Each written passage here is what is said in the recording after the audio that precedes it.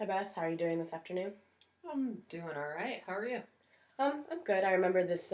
We have met in the past before, and in the other sessions, we were talking about how you've been dealing with the recent passing of your mother. So, Yes. how have you been holding up? How has the family been holding up with the recent change? It's been really hard. She passed away about 3 months ago now, Mm-hmm. and it was not completely unexpectedly. She was kind of ill, but she wasn't like as ill as we had thought. So we put her in the hospital, and she ended up passing away a week later. Mm-hmm. I mean, everyone's coping as good as you can expect people to cope Right. with something like that. Um, so now we're trying to figure out what to do with my dad because he is approaching 80, Mm-hmm. and my brother and sister and I don't really think that it is appropriate to leave him by himself at home, but with the houses we live in, it just would not be a good place for him to stay either. Mm-hmm. So it's been tough and challenging, and we're trying to figure it out. How has he been coping with the recent? And this is they were married for a very long time. I Mm-hmm. remember you telling me. So how has he been doing? Especially still living in the home where they shared their lives. Um, there's good days and bad days. Right.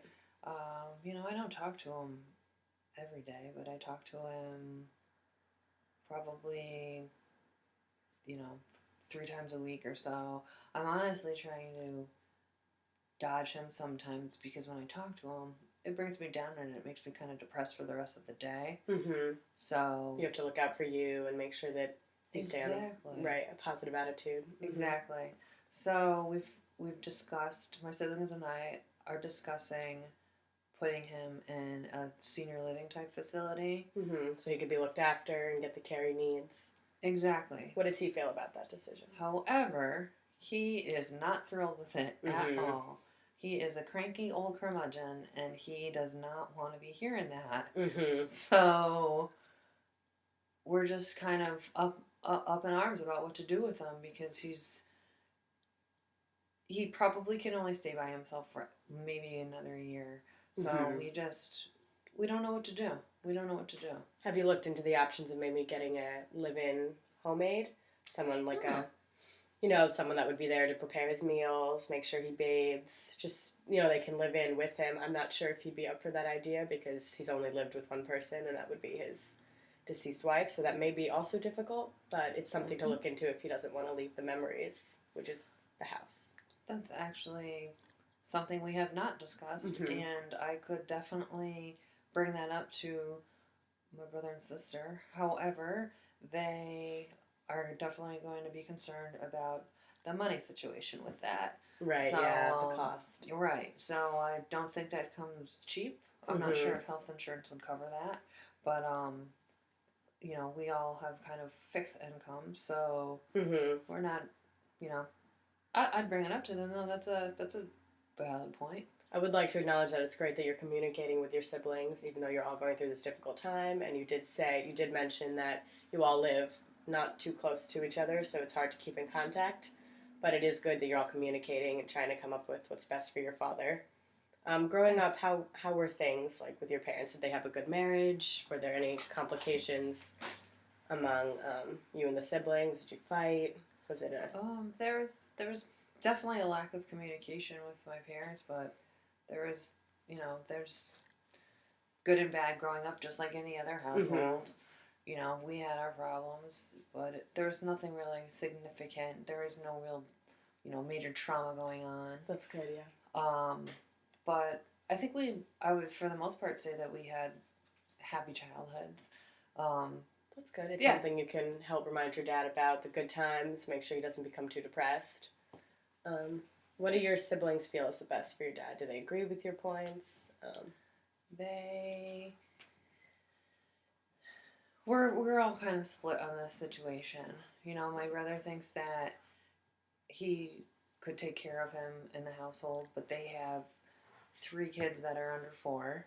hmm, So that would be difficult. yeah, putting my father in that situation. That kind of environment. Yeah, exactly. Mm-hmm. First of all, probably wouldn't be fair to him, but it also wouldn't be fair to his family because it would completely disrupt like my brother and his family. Mm-hmm. Um, And my sister is gung-ho about putting him in a senior living home. And she's just, kind of done with that situation. Yeah. She's kind of made up her mind. And I'm on the fence. I think that we should do whatever's best for him. But I kind of like that the homemade situation that you had mentioned before. Yeah. So it's another option to discuss and look into. Yeah. Now, how's the household you live in? I know you live in with your husband, and I know you don't have kids, so would it be a suitable environment to take in your father, or do you think it'd be too much of a disruption? I mean, of course it's going to be somewhat of a disruption if we do. The thing with our situation is the two of us are never home. Right. Because I travel for work, and my husband works about 80 hours a week, so neither of us are really home that often either. So conflicting schedules, right? I mean, I don't want to compare my father to a dog, but we basically said that we can't even have a dog because we're not home enough. So I think it's basically, if comparing having him living at our home or living in a senior living facility, there'd be more people around at the senior living facility, and I think it would be a better environment and more stimulation for him. Yeah. And it's good that you're not just jumping to any rash conclusion, just putting him into your house and making it difficult for him and you, which is good that you're exploring all options. Were his specific expressed concern about why he doesn't want to leave? Is it because of the memories? Is it because he doesn't want to be in that kind of environment? Well, he comes from the generation where he's kind of set in his own ways. Right. Like I said, he is an old curmudgeon, and he doesn't want to leave the house. He doesn't think that he needs someone taking care of him. He thinks he can take care of himself. He's super, super stubborn. And, he's just kind of like an old Irish ass. Pardon my French. Yeah. But that's just the way he is. He would like to just sit in his own comfortability, doesn't want change. Kind of unaware of the fact that he is leaning towards being unable to take care of himself, unfortunately. Yeah.